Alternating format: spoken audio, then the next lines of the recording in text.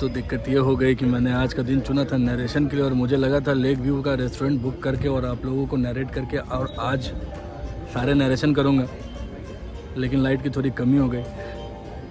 हालांकि मैंने सारे वीडियोस बना लिए दोस्तों और अब बस पोस्ट करना बाकी है। शुरू करते हैं उदयपुर का हिस्ट्री सिटी पैलेस से। सिटी पैलेस उदयपुर केवल राजस्थान ही नहीं बल्कि भारत के सबसे प्रसिद्ध टूरिस्ट आकर्षणों में और सबसे ज़्यादा देखा जाने वाला पैलेस में से एक है। सिटी पैलेस उदयपुर का मुख्य आकर्षण है और हर साल यहाँ लाखों के संख्या में देश और विदेश से टूरिस्ट आते रहते हैं। सिटी पैलेस उदयपुर मेवाड़ के सिसोदिया वंश के राजपूत राजाओं द्वारा राजस्थान के उदयपुर शहर में 16वीं शताब्दी में बनवाया गया एक महल है, जिसका निर्माण कार्य सिसोदिया शासकों की 22 पीढ़ियों द्वारा लगभग 400 सालों में पूरा हुआ है।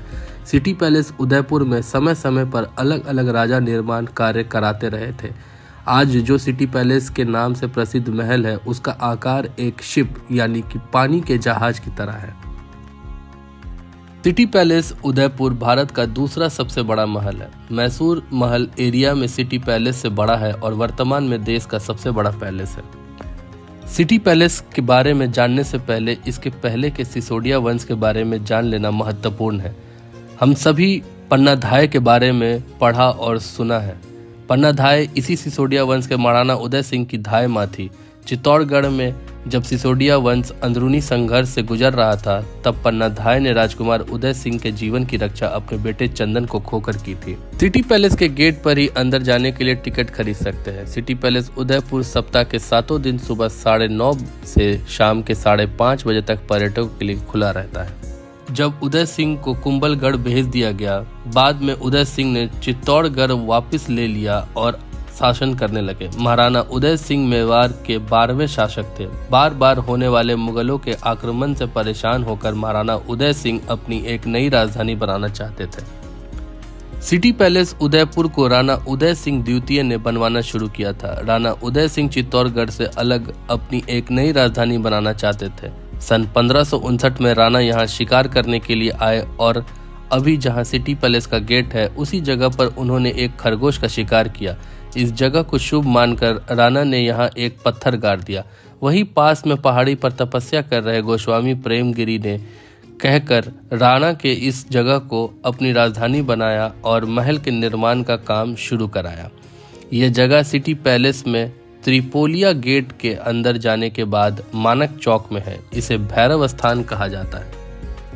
राज आंगन यहाँ बनाया जाने वाला सबसे पहला भवन है। राणा उदय सिंह के पुत्र महाराणा प्रताप ने भी इस महल में नए भवनों का निर्माण कराया। पैलेस के अंदर शीश महल का निर्माण महाराणा प्रताप द्वारा अपनी पत्नी के लिए कराया गया था। उनके बाद भी समय समय पर अलग अलग राजाओं ने यहाँ निर्माण करवाया।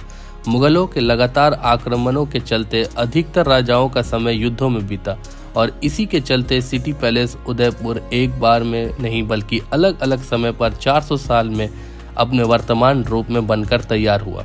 मेवाड़ के राजाओं की 22 पीढ़ियों ने इस पैलेस का निर्माण कार्य कराया है। भारत के स्वतंत्र होने पर मेवाड़ रियासत का विलय हो गया, लेकिन सिटी पैलेस मेवाड़ के राजा के पास ही रहा। वर्तमान में सिटी पैलेस के एक बड़े भाग में म्यूजियम है। पैलेस के कुछ भागों को होटल में बदल दिया गया है। पैलेस के एक भाग में राज परिवार रहता है। पिछोला लेक के किनारे पर बना सिटी पैलेस उदयपुर आने वाले टूरिस्ट के लिए एक खास आकर्षण है और वर्ष भर यहाँ आने वालों का तांता लगा रहता है। पैलेस में झरोकों से उदयपुर शहर अलग अलग रंगों में दूर दूर तक देखा जा सकता है। पैलेस में पुराने राजपूताना आर्किटेक्चर के तो दर्शन होते ही है, साथ ही 19वीं शताब्दी में इस्तेमाल होने वाले कांच और पत्थर भी दिखते हैं। पैलेस के अलग अलग कक्ष अलग अलग राजाओं के शासन के दौरान बनवाए गए हैं।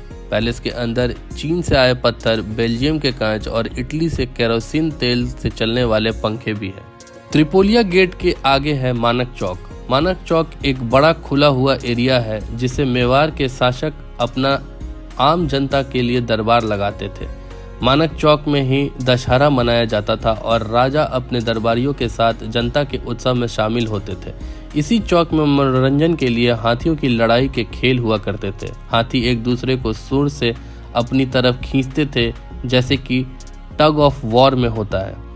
हाथियों के बीच एक दीवार होती थी जो हाथी दीवार को पहले छू लेता था वो हार जाता था। जीतने वाले हाथी को खास सत्कार किया जाता था और उसके बैठने की जगह बहुत खास होती थी। इस मुकाबले में जीतने वाले हाथियों को युद्ध के लिए तैयार किया जाता था। तोरण पोल सिटी पैलेस का एक मुख्य पोल है जिससे होकर पैलेस के अंदर जा सकते हैं। इस पोल से अंदर जाने पर घुसते ही गणेश और लक्ष्मी की 400 साल पुरानी मूर्तियां दिखाई देती है।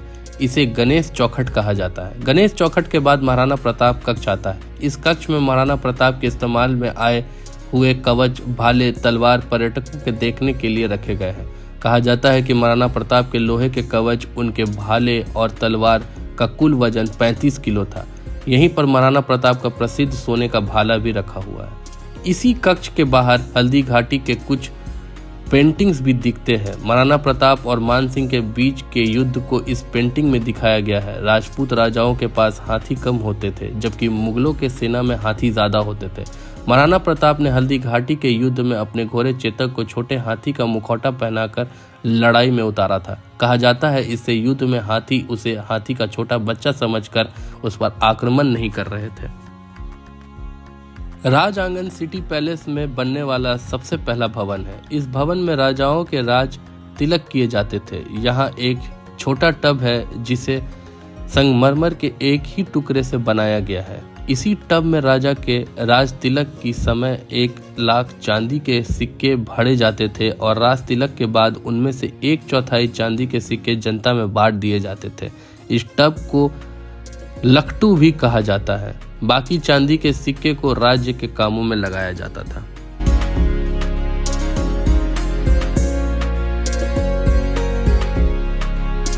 कृष्ण विलास राजकुमारी कृष्णा को समर्पित है जो कि महाराणा भीम सिंह की बेटी थी। सिटी पैलेस के इस कक्ष में पेंटिंग का संग्रह है। इन पेंटिंग्स में राज परिवार के पारंपरिक विधानों को दिखाया गया है।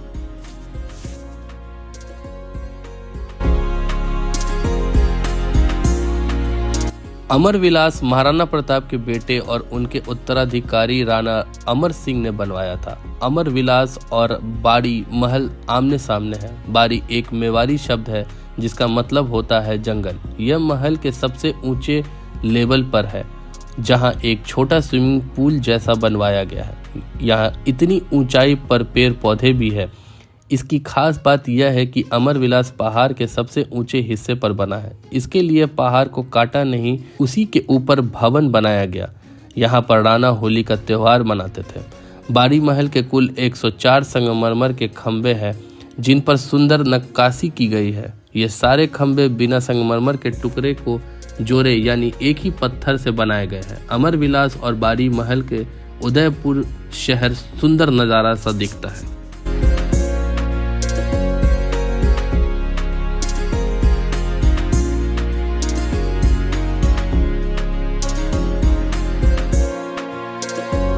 यहीं साथ में एक कक्ष में उस समय के डाकिये यानी कबूतरों को रखने के लिए इस्तेमाल किए जाने वाले पिंजरे भी बने हुए हैं।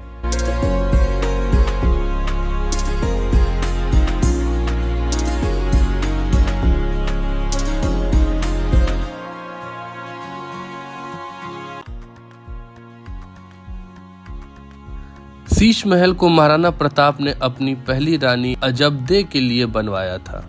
ये पूरा कक्ष कांच से बना है और इसमें पेंटिंग के लिए नेचुरल रंगों का इस्तेमाल हुआ है। इसे दर्पण महल के नाम से भी जाना जाता है। ये एक भव्य और रंगों से भरा हुआ कक्ष है। इस कक्ष में पैलेस फोटोग्राफी करना मना है। इसके दरवाजे हाथी दांत से बने हुए हैं।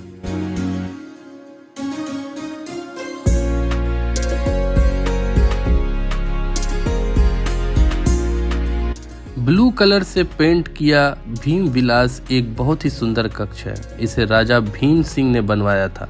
राजा भीम सिंह का शासनकाल मेवाड़ के राजाओं में सबसे लंबा रहा है। इस कक्ष में देखने के लिए खिड़कियां हैं जहां से रानियां बाहर होने वाले उत्सवों को देखा करती थी। महाराणा भूपाल सिंह ने रियासत को भारत में विलय कराया। महाराजा भूपाल सिंह पहले राजा थे जिन्होंने अपनी रियासत का 1948 में भारत में विलय कराया। महाराजा को राजस्थान की सभी रियासतों के राजा का प्रमुख बनाया गया और उन्होंने अन्य राजाओं के लिए भी विलय की प्रक्रिया में भारत सरकार की मदद की। महाराणा भूपाल सिंह के कक्ष में एक लिफ्ट है जो अभी भी इस्तेमाल की जाती है। यह लिफ्ट इस कक्ष में 1940 में बनवाई गई थी। कहा जाता है कि यह भारत में इस्तेमाल हुई सबसे पहली लिफ्ट है। मोर चौक को राणा करण सिंह ने बनवाया था और उसमें कांच का काम बाद में राणा सज्जन सिंह ने करवाया था। यह एक दीवाने खास था। मोर चौक को पैलेस का सबसे सुंदर चौक माना जाता है। इस चौक में 5 मोर बनाए गए हैं और हर एक मोर को बनाने में 5000 से ज़्यादा कांच के रंग बिरंगे टुकड़ों का इस्तेमाल किया गया है। सिटी पैलेस के इस चौक में महाराजा अपने मंत्रियों के साथ सभा करते थे और यहाँ मंत्रियों के साथ उत्सव भी मनाया जाता था। राजा और दरबारियों के मनोरंजन के लिए मोर चौक में नाच गाने का कार्यक्रम भी रखा जाता था।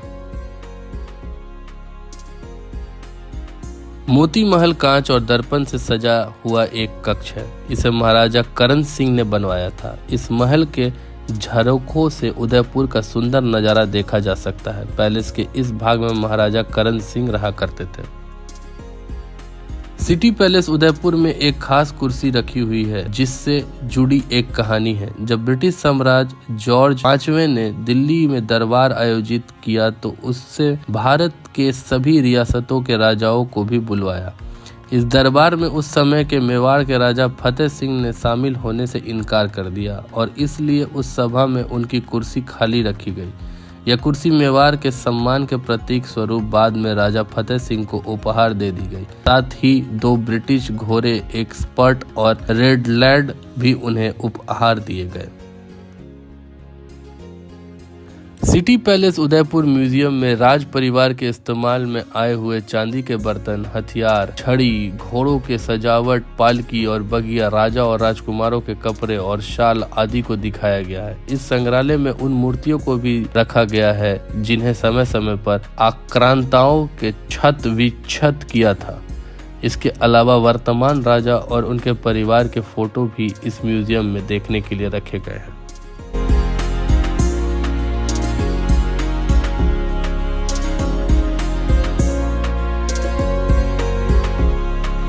महाराजा सज्जन सिंह ने अपने सन 1874 में उदयपुर में पहली विशेष लाइब्रेरी बनवाई और कवि श्यामल दास ने वाणी विलास कक्ष में बैठकर मेवाड़ का इतिहास लिखना शुरू किया था।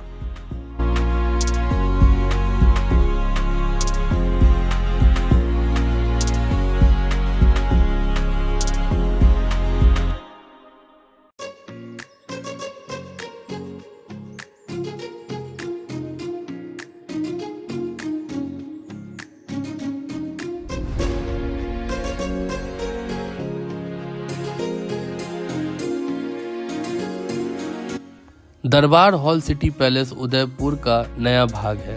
इसे 1909 में बनवाया गया। दरबार हॉल को पहले मिंटो हॉल के नाम से जाना जाता था क्योंकि इसकी नींव उस समय के भारत के वायसराय लॉर्ड मिंटो ने रखी थी। दरबार हॉल में मेवाड़ के शासकों से संबंधित चीजों और उनकी पेंटिंग्स को दिखाया गया है। इसी हॉल में प्रसिद्ध क्रिस्टल गैलरी है जो दुनिया में सबसे बड़ी क्रिस्टल गैलरी है।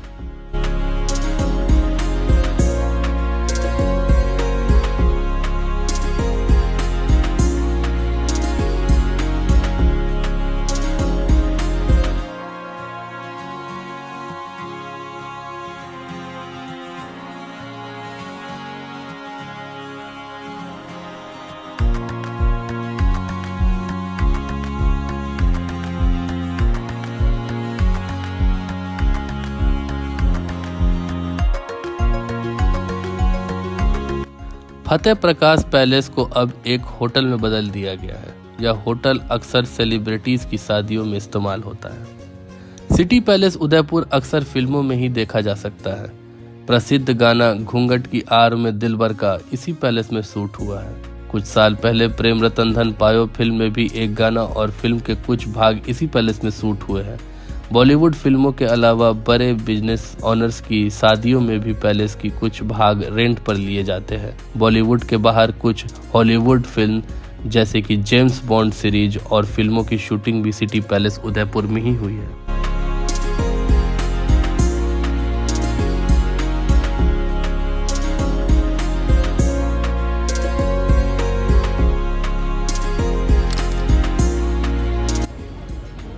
उम्मीद करता हूँ दोस्तों आप लोगों को सिटी पैलेस का हिस्ट्री पसंद आया होगा। हालांकि किस हिस्ट्री पे भरोसा करें हम लोग, उन यूरोपियंस की हिस्ट्री पे जिसे हम लोग यूरो सेंट्रिक हिस्ट्री बोलते हैं, जिन्होंने हम पर 200 साल राज किया, या फिर भारतीयों की हिस्ट्री पे जो कि सच्चाई बोलता है, जो यहाँ के लोक कथा और यहाँ के लोग बोलेंगे आपको, उदयपुर के, भारत के, अपने हिंदुस्तान के। हालांकि हिस्ट्री एक ऐसी चीज़ है जो कि बहुत पर्सपेक्टिव होती है। हो सकता है कि लोक कथा लिखने वाले लोग थोड़ा ग्लोरीफाई करें, लेकिन इतना तो ज़रूर पता है कि एक भारत के बारे में एक भारतीय जो लिखेगा वो कोई यूरोपियन नहीं लिख सकता। लेकिन मैंने जो भी बातें कही है वो सारे बातें कहीं ना कहीं एक ऑथेंटिक लिंक से मैंने बात किया, और जो लोक कथा के लोग मुझे बताते हैं वो सारी बातें मैं आप लोगों को बताता हूँ। चलिए दोस्तों, धन्यवाद।